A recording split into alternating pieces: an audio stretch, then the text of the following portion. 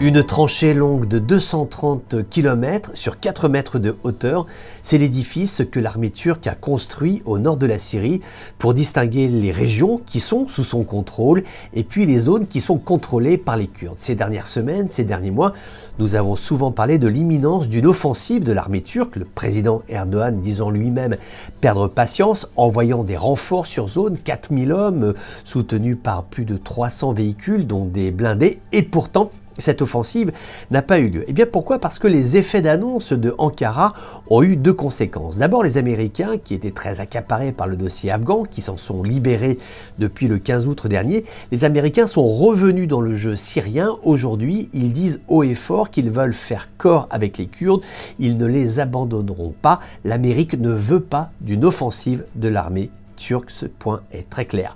Également, la Russie ne veut pas de cette offensive. La Russie défend aujourd'hui un projet de constitution pour la Syrie de demain qui intégrerait les Kurdes sous un statut d'autonomie.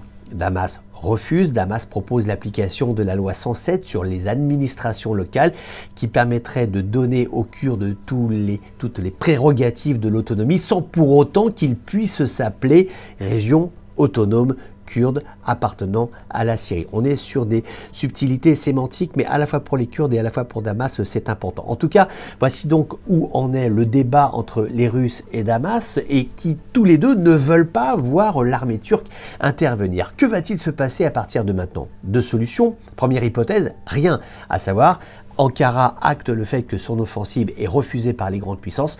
Ankara s'en tient là. Autre hypothèse, Ankara mène une offensive qui serait d'ampleur mesurée, mais pour essayer de briser ce soupçon d'entente américano-russe qui commence à se dessiner. Souvenons-nous de cette rencontre Biden-Poutine qui a eu lieu cet été. Les deux pays, les deux grandes puissances avaient convenu de travailler ensemble en harmonie, notamment sur ce dossier syrien. Il se pourrait qu'à l'occasion de ce projet d'offensive de l'armée turque, eh bien, la Russie et l'Amérique retrouvent en fait des fluidités de langage que l'on n'avait pas vues depuis longtemps sur ce dossier syrien.